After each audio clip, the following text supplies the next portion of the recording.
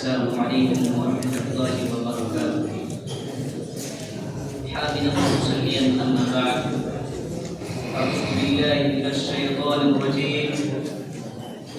بسم الله الرحمن الرحيم.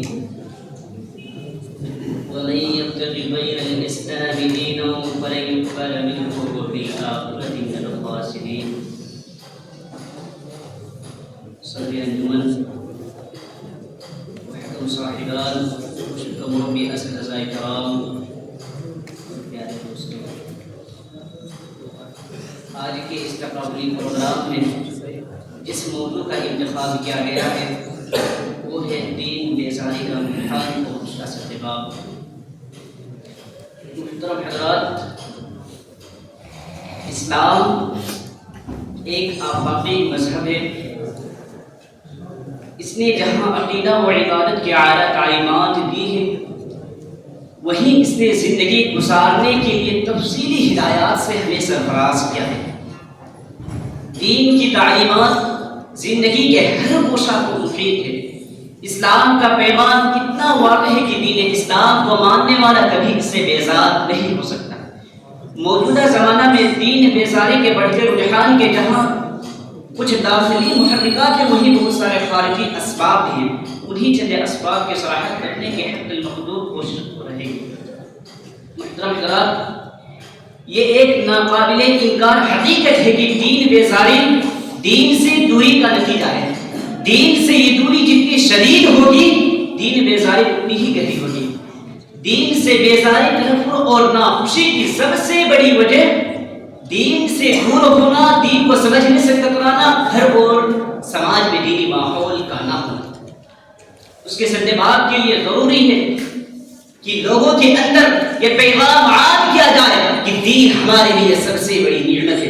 دنیا کی مشقت کے بدلے ہمارے لیے بڑے بڑے انعام ہے۔ آخرت کی زندگی ہی ابدی اور ہمیشہ ہمیشہ رہنے والی ہے۔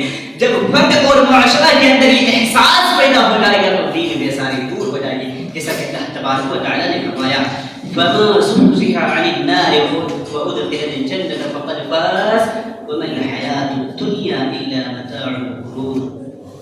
دین بیزاری کا ایک سبب غیر مسلموں کی تہذیب و ثقافت اور ان کا طرز حیات مسلم معاشرہ میں تیزی سے پھیلتا جا رہا ہے۔ لوگ ان سے متاثر ہو رہے ہیں۔ بہت سارے نوجوان کو دوسرے مذاہب میں دنیا کی آزادی بہت اچھی لگتی ہے، دوسرے مذہب کے کھیل کود اور لہو لہو انہیں پسند آتے ہیں۔ اس کے سدباب کے لیے ضروری ہے لوگوں کے اندر یہ پیغام عام کیا جائے کہ دنیا میں ایک مقصد کے تحت آئے ہیں۔ یہ دنیا محض عارضی ہے، اصل مقصد تو عبادت ہے۔ جیسا کہ اللہ تعالیٰ نے سورہ ذاریات کے اندر ارشاد فرمایا وَمَا خَلَقْتُ الْجِنَّ وَالْإِنسَ إِلَّا لِيَعْبُدُونِ۔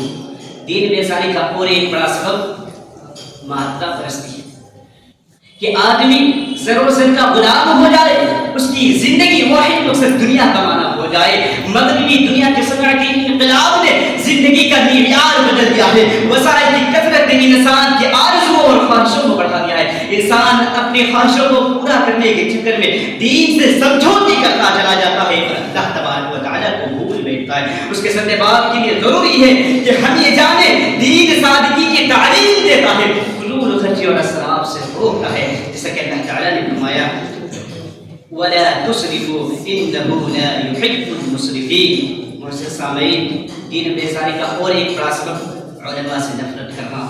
بے دین معاشرہ ہمیشہ مستحیل کا دشمن رہا۔ فاسق و فاجر لوگ اخلاقی اور دینی پابندیوں سے آزادی چاہتے ہیں اور علماء اس آزادی کے خلاف آواز اٹھانے والے ہوتے ہیں۔ دین بیزاری کے لیے ہمیں چاہیے کہ ہم علماء کی عزت کریں اور دینی باتوں کا احترام کریں، کیونکہ اللہ تبارک و تعالیٰ نے ان علماء کے تعلق سے کہا انما یخشی اللہ من عبادہ العلماء۔ اے لوگوں، اللہ کے بندوں میں سے سب سے زیادہ ڈرنے والے علماء ہوتے ہیں۔ دین بیزاری کا اور ایک سبب کتاب و سنت سے دوری۔ آج سماج کو یہ باور کرایا جاتا ہے کہ کتاب و سنت صرف علماء کی پڑھنے کی چیز ہے، اور بہت سارے مسالک اپنے بے ثباتی کو چھپانے کے لیے دین کو، کتاب و سنت کو علماء کی پڑھنے پر پڑھانے کی چیزیں بنا دیا۔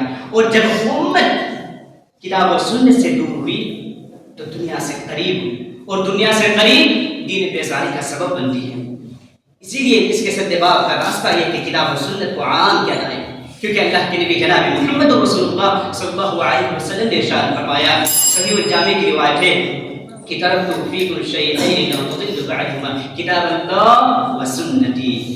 معزز سامعین، دین بیزاری کا اور ایک سبب علماء کا عوام کے رجحانات اور اپنے زمانے کے حالات سے غافل رہنا ہے۔